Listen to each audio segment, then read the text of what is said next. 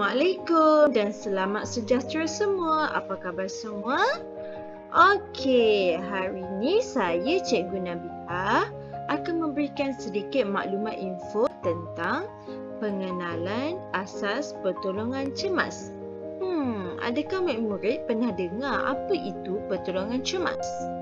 Okey, jadi jom kita tengok apa itu pertolongan cemas. Pertolongan cemas ni adalah bantu mula atau rawatan awal yang diberikan kepada seseorang mangsa di tempat kejadian sebelum ketibaan ambulans atau pakar medik. Okey, sebagai contoh, awak tengah jalan atau awak tengah berbasikal ataupun awak tengah naik kereta, tiba-tiba awak nampak ada satu kemalangan ataupun tiba-tiba awak ada nampak orang yang terjatuh dari basikal ataupun ada orang yang pingsan. Jadi itu ada benda yang kita boleh tolong, itu adalah namanya pertolongan cemas. Antara contoh bantu mula yang kita boleh berikan, kita boleh alihkan mangsa ke tempat yang selamat ataupun merawat luka kecil mangsa sebelum menunggu ketibaan ambulans ataupun pakar medik. Okey, seterusnya dalam kehidupan kita ni kan terdapat banyak situasi kemalangan yang akan kita nampak dan benda itu akan berlaku tidak kira masa dan tempat, di mana-mana sahaja dan bila-bila masa sahaja. Contohnya, ada kita tengok berlakunya kemalangan di jalan raya. Dan juga kadang-kadang ada juga berlaku kecederaan ketika bersukan, renjatan elektrik ataupun ketika makan ada tercekik, lemas dalam air dan sebagainya, dan banyak lagi situasi kemalangan ini akan berlaku. Benda itu akan berlaku di mana-mana dan bila-bila masa saja kerana malang itu tidak berbau. Jadi kita seharusnya sentiasa berhati-hati dalam melakukan apa sahaja aktiviti. Okey, seterusnya, apa tujuan kita nak pertolongan cemas ni? Kenapa kita nak ada pertolongan cemas? Pertama, kita nak menyelamatkan mangsa. Contohnya ada mangsa yang tercekik. Jadi dengan memberi bantuan awal, kita dapat menyelamatkan mangsa daripada pingsan. Kedua, memberi keselesaan kepada mangsa. Contohnya anda nampak ada kawan anda jatuh daripada basikal dan dia tengah berada di tengah jalan raya. So, kita boleh mengalihkan dia ke tempat yang selamat. Itu bertujuan untuk memberi keselesaan kepada mangsa. Dan ketiga, untuk mengurangkan kecederaan dan kesakitan.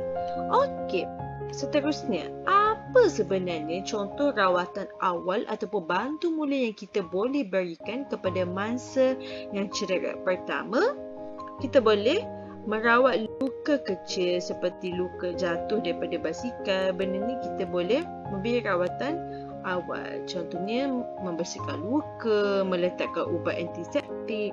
Dan yang kedua, kita juga boleh memberikan rawatan CPR. Rawatan CPR ini boleh diberikan jika kita telah mahir dengan cara-cara untuk membuat rawatan CPR. Biasanya rawatan CPR ini kita buat untuk mangsa yang hampir pingsan. Okey, jom kita tengok. Bila kita sebut pertolongan cemas, pastilah kena ada peti pertolongan cemas.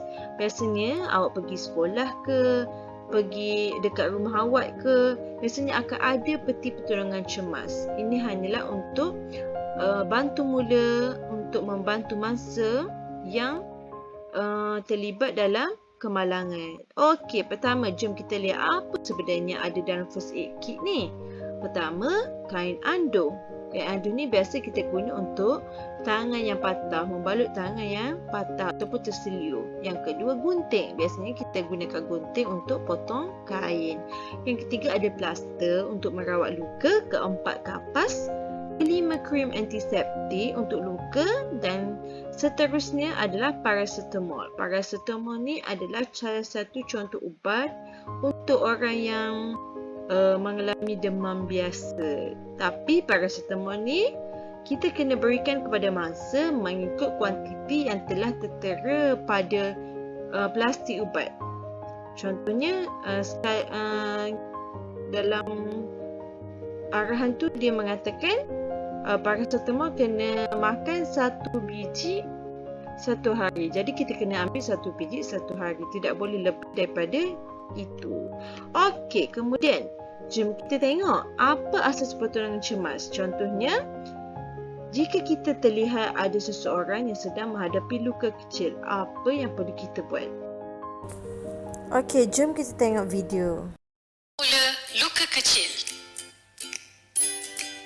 Alat dan bahan. Tisu bersih. Pembalut luka. Putih kapas. Cecair antiseptik. Langkah-langkah. Pertama, cuci luka dengan air bersih yang mengalir.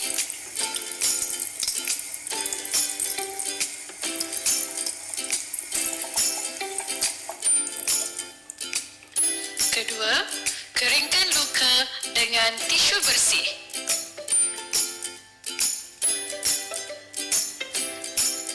Ketiga, ambil cecair antiseptik menggunakan putik kapas.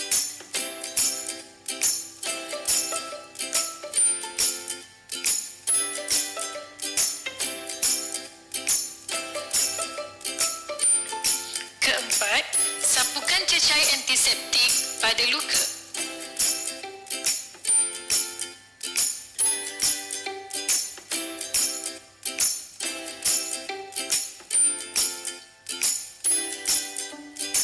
Kelima, tampal pelekat luka pada luka.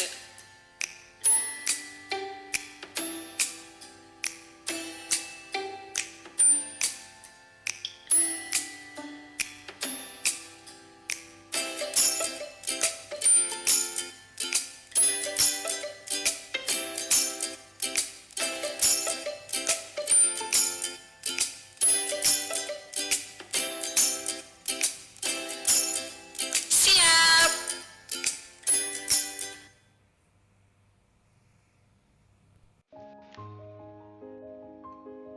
Okey, tadi kita dah tengok bagaimana untuk merawat luka kecil. Okey, kemudian jom kita tengok bagaimana untuk merawat ataupun membantu orang yang tercekik pula. Jom kita tengok video.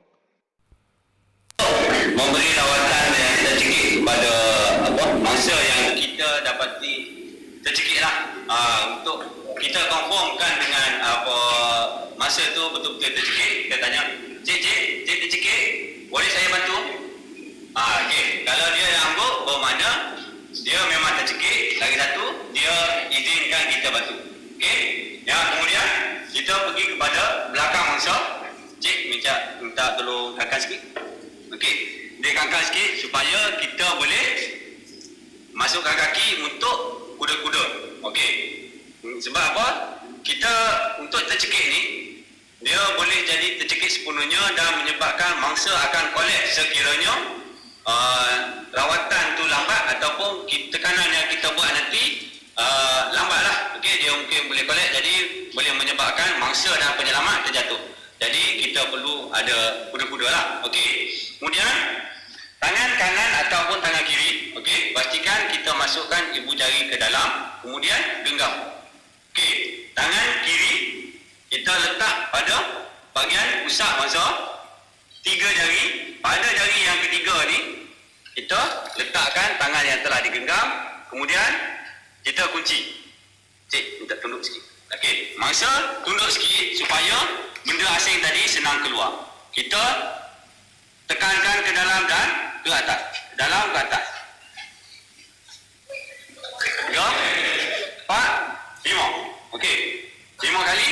Dia tak keluar lagi. Kita buat lagi sehingga benda asing tadi keluar. Okey. Itu saja. Okey, maka itu sahaja video cara untuk merawat luka dan juga untuk membantu mangsa yang tercekik. Jadi, yang terakhir sekali cikgu akan sertakan nombor kecemasan yang boleh dihubungi untuk memberitahu apa-apa kemalangan yang kita lihat. Nombornya adalah 999. Nombor ni untuk kita menghubungi polis, ambulans, bomba dan Jabatan Pertahanan Awam. 1 Malaysia, 1 nombor. Okey. Peringatan kepada murid-murid ya, jangan sesekali anda membuat panggilan palsu terhadap nombor kecemasan kerana kita boleh didenda di bawah Akta Komunikasi dan Multimedia 1998